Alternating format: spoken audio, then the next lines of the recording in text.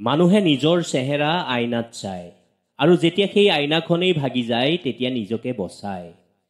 আৰু এয়াই জীৱনৰ সত্য, এয়াই জীৱন। প্ৰত্যেকৰে জীৱনত সময় আহে আৰু গুচি যায়। আনে যিমানেই যি নকওক কিয় আপুনি মনে মনে থাকিবলৈ শিকক, কিয়নো সূৰ্যই যিমান প্ৰখৰ ৰ'দ দিলেও পৃথিৱীৰ সাগৰক শুকুৱাব নোৱাৰে। সকলোতকৈ বেছি বেয়া লাগে তেতিয়া যেতিয়া নিজে সত্যটো জনাৰ পিছতো কাৰোবাৰ পৰা মিছা কথা নীৰৱে শুনি থাকিব লাগে। পৃথিৱীৰ সবাতোকৈ ভয়ংকৰ মানুহ সেইজন যিয়ে কান্দি কান্দি মিছা কথা কয়। বন্ধুসকল, কালি যি হৈ গ'ল সেয়া পাহৰিবলৈ সাহস লাগিব। আজিৰ সৈতে যুঁজিবলৈ শক্তি লাগিব। কাইলৈ যি হ'ব ভালেই হ'ব বুলি ভাবিবলৈ ভৰসা লাগিব।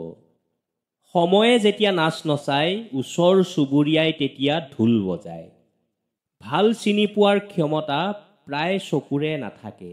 সেয়ে বেছিভাগ মানুহে ভুল মানুহৰ মায়াত পৰি কষ্ট ভুগি থাকে। চাহৰ কাপত ভিজাই খোৱা বিস্কুটৰ পৰা এটা শিক্ষা ল'ব পাৰি যে কাৰো মায়াত ইমান ডুবি যাব নালাগে, য'ত নিজে ভাঙি পৰি যোৱাৰ সম্ভাৱনা থাকে।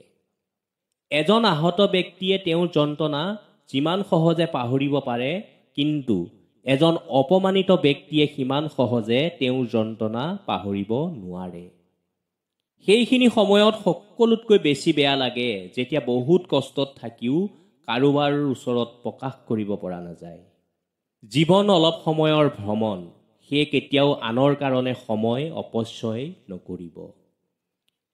সেইগৰাকী স্ত্ৰী সবাতোকৈ উত্তম যিয়ে কয়, তোমাৰ মাক অৱহেলা নকৰিবা, কাৰণ ময়ো মা হ'ব গৈ আছো। মানুহে পৰিস্থিতি সলনি কৰিব নোৱাৰিলেও পৰিস্থিতিয়ে মানুহক ঠিকেই সলনি কৰি দিয়ে। কাৰোবাক বেছি আপোন ভাবিলে তেওঁ ব্যৱহাৰ কৰিব সুযোগ পায়। আঁতৰি থকা বহুত ভাল সেইসকল মানুহৰ পৰা যাৰ ওচৰত আপোনাৰ প্ৰয়োজনৰ বাহিৰে আন একো মূল্য নাই। উচ্চ শিক্ষিত মানুহ হোৱাতকৈ উচ্চ মন মানসিকতা মানুহ হোৱা বেছি দৰকাৰ। কষ্টবোৰ সকলো সময়তে লুকাই ৰাখিব, কাৰণ যাক আপুনি আপোন ভাবি সকলো জনাব তেওঁ আপোনাক দুৰ্বল বুলি ঠগাব। যদি আপুনি সেইজন মানুহৰ সন্ধানত ঘূৰি ফুৰিছে যিজনে আপোনাৰ জীৱন বদলাই দিব, তেন্তে এবাৰ গৈ আইনাৰ সন্মুখত থিয় দিয়ক।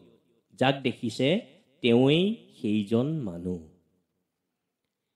যেতিয়া আমি ডাঙৰ হৈ যাওঁ তেতিয়া আমাৰ হাতত পেঞ্চিলৰ সলনি কলম তুলি দিয়া হয়, কাৰণ আমি এইটো বুজি পাই যাওঁ যে এতিয়া আৰু আমি নিজৰ ভুলবোৰক মচি দিব পৰাটো ইমান সহজ কথা নহয়। কিবা যদি হ'বই বিচাৰিছা তুমি, তেন্তে পানীৰ দৰে হোৱা যিয়ে নিজৰ ৰাস্তা নিজেই বনাই লয়। শিলৰ দৰে কেতিয়াও নহ'বা তুমি, যিয়ে নেকি আনৰ ৰাস্তাটো বাধা দিয়ে। বন্ধুসকল, আমাৰ জীৱনৰ সকলো সমস্যা ৰাস্তাৰ ট্ৰেফিকৰ ৰঙা লাইটটোৰ দৰে হয়। মাত্ৰ কিছু সময় অপেক্ষা কৰিলেই সেইটো সেউজীয়া হৈ পৰে। অলপ ধৈৰ্য ধৰক, চেষ্টা কৰি যাওক, সময় বদলি যায় এদিন। টকা পইচাকে সকলো বুলি সেইসকলে কয় যিয়ে নেকি টকা পইচাৰ অবিহনে নিজৰ দুৰৱস্থাটো দেখিছে।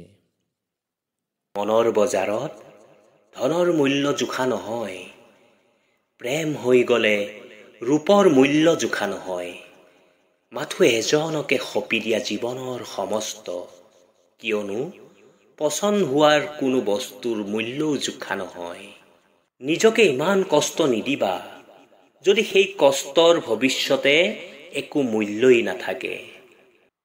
প্ৰকৃততে সেইসকলেহে প্ৰেমৰ কোমল অনুভূতিবোৰক অনুভৱ কৰিব পাৰে, যিসকলে প্ৰেমৰ কোনো প্ৰতিদান নিবিচাৰে, কেৱল মাথো ভাল পাবহে জানে, ভাল পাবহে জানে। মানুহে মোৰ বিষয়ে কি ভাবে মই নাজানো, কিন্তু এটা কথাই জানো, জীৱনটো নিজৰ, গতিকে নিজৰ মতেই চলিম। জীৱনৰ বাবে জীৱৰ প্ৰয়োজন, লাভৰ বাবে আশাৰ প্ৰয়োজন। মোৰ জীৱনত যিমানেই দুখ নাথাকক কিয়, তোমাৰ মুখত হাঁহি থকাটো বহুত প্ৰয়োজন। সকলোতে তোমাক দেখোঁ, কিন্তু কি কৰিম? সকলোতে তোমাক মনত পৰে, কিন্তু কি কৰিম? মোৰতো গোটেই ৰাতি জাগি থকাৰ অভ্যাস নাই, তোমাৰ স্মৃতিহে জগাই ৰাখে। কি কৰিম? এজন প্ৰকৃত প্ৰেমিকে প্ৰেমিকাৰ উপাধিটোৰ বাহিৰে তাইৰ মাজত একো সলনি হোৱাটো নিবিচাৰে।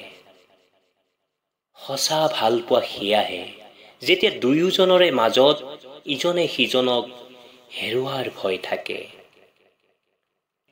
তুমি থাকিলে আজি হয়তো অভিমান কৰিব শিকিলোহেঁতেন। তুমি থাকিলে হয়তো হেঙুলীয়া আকাশৰ সুন্দৰতা হাঁহিত বিৰিঙিলহেঁতেন। তুমি থাকিলে হয়তো ৰজনীৰ নিশাবোৰ কটাবলৈ কবিতাৰ সহায় নললোহেঁতেন। তুমি থাকিলে হয়তো আজি কান্দিব জানিলোহেঁতেন।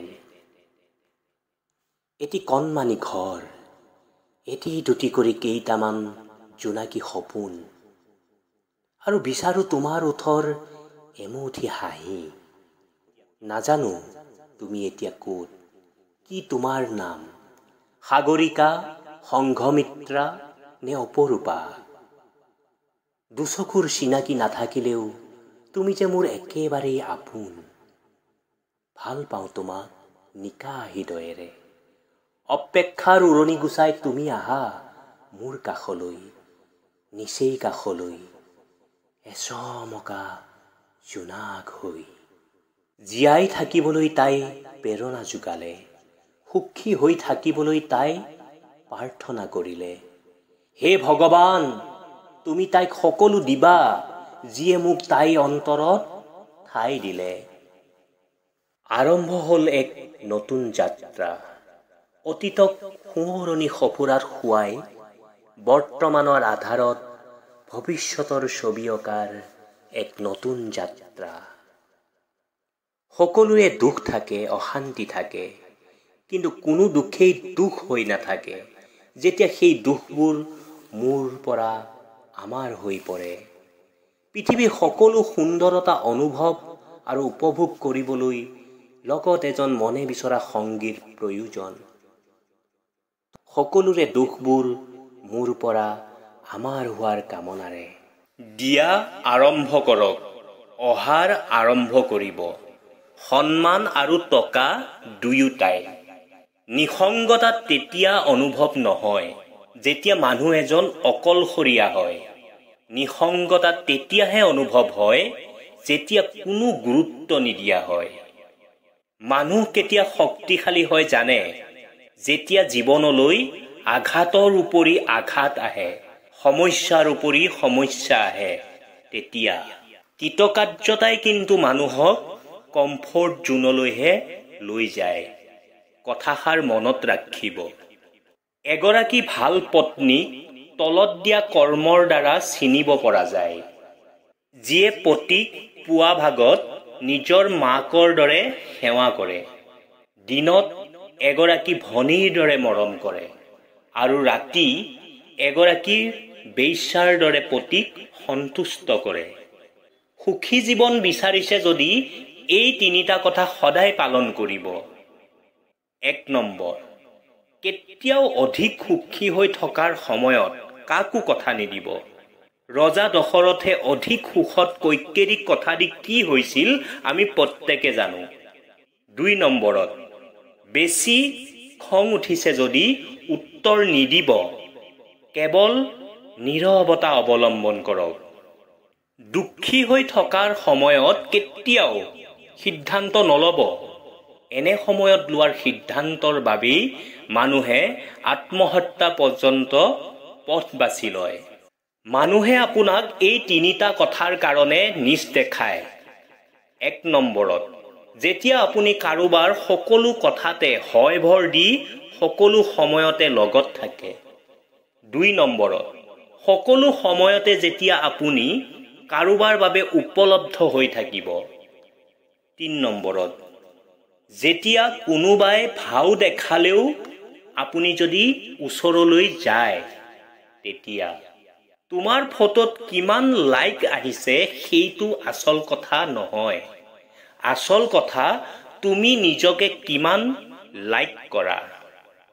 বহুতেই কয় টকাই সকলো কিনিব পৰা যায়, কিন্তু মোৰ ভিডিঅ'বোৰ চাই আপোনালোকে কৰা মন্তব্যত মই যিমান সুখী হওঁ সেইটো কিন্তু কোনো মূল্যৰে কিনিব পৰা নাযাব।